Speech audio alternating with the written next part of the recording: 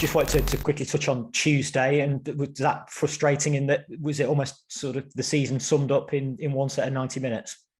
Pretty much, yeah. I think obviously very, very dominant performance, certainly in the first half. Numerous opportunities wasted. I actually can't remember them entering our box in the first half, and I think even the second half, I think there was only 2 box entries, and obviously one of them ends up being a goal through the penalty for them. So yeah, very frustrating. Obviously, the break in play, which thankfully, the gentleman seems to be okay. But yeah, it was just a very, very difficult night, if I'm being honest. Probably the most frustrating night I've had since I've been here. How much do you kind of watch those and analyse those games back, or is it one that because it's quite frustrating, you have to almost sort of park it and move on, or do you properly go back and analyse where you went right? Yeah, well, I think it's just you do analyse it, of course, because I think that's important to always just be aware of how the game went, and hopefully what you've seen on the night was definitely a true picture of what happened, and clearly that was the case. But I think you're right. I think there's certain times where you've got to go, well, there's not much more we could have sort of done to win the game other than take our opportunities. And, players are humans, they're not robots. That being said, the reality is if we don't take them opportunities and keep missing them opportunities, then we're going to find ourselves feeling frustrated on a regular basis and losing more games, which we don't want to do. Has everyone, obviously by the Joe Walsh red card and suspension, has everybody else come through the game okay? Yeah, there seems to be. I mean, there's a couple of win knocks, which you'd expect, the amount of games that are coming thick and fast, but the groups in terms of size is much better than it was before the turn of the year. So at least now we have got options to help us in most positions. And you expecting anybody else back into the squad, or are you going to be working with the same squad, bar Joe? No, the one that we're hoping sort of comes through is TJ. TJ had a little bit of an issue with his sort of hamstring stroke glue from the weekend, but we're hoping that he's going to be able to come through and be available for Saturday.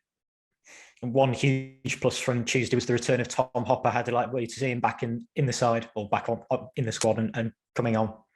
Yeah, definitely. It was big boost for everybody. I think obviously you've seen that he looks raring to go. He looks keen and he looks like someone who's missed a lot of football. He was delighted to get his minutes, and we'll try and build his minutes up over the next few weeks and hopefully get him in a position as quick as we possibly can where he's capable of starting the game.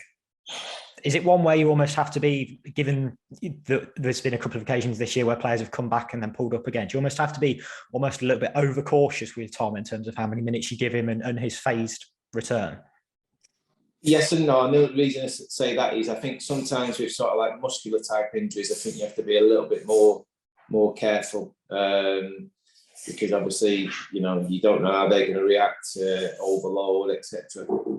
Whereas with Tom, obviously, the type of injury he had with his shin, it's a little bit different. The medical team have put him through all sorts of exercises and put all sorts of stress on that area, and he's come through it with flying colours. So I'm hoping that he will be a little bit different to like some of the defenders that we've had injured this year with strains, etc. And a couple of lads who've had calf injuries. I'm hoping Tom's going to be a little bit different, and we could, throw him in at the deep end a little bit earlier and sooner than some of the others. A couple of back-to-back away games coming up now. You're looking forward to 2 games on the road. Obviously, the form has been better on the road than it has been at home. Yeah, definitely. And, it's one of them where that's what's frustrating, obviously, we've just had 3 games at home, which I felt we played quite well in them. And, people get masked a little bit by results, and, there were people leaving the ground on Tuesday night in their head thinking that we didn't play well and we did do this and we did do that, which wasn't the case. But that's just a natural human sort of response to losing and feeling frustrated. Having said that, on the road, like you just mentioned, we've been good. We've put good performances in.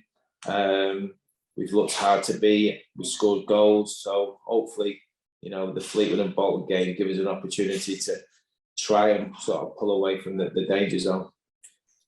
And we're in another sort of period of lots of games, lots of Saturdays and Tuesdays. Does last season, and the fact that the last season was so condensed that you did so well last season, almost does it make it easier to manage the team this time around, in that you've already had to manage the team through lots of periods like this in terms of having lots of games?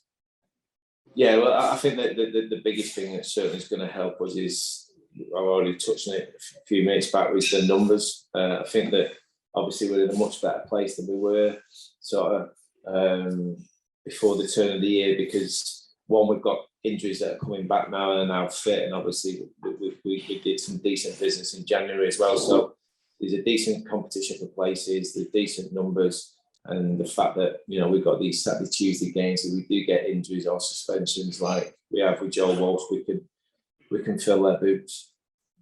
And just finally, Fleetwood, was looking at their stats this morning. I think they've scored the most number of goals in the bottom half. Are they a side who are particularly dangerous despite their league position?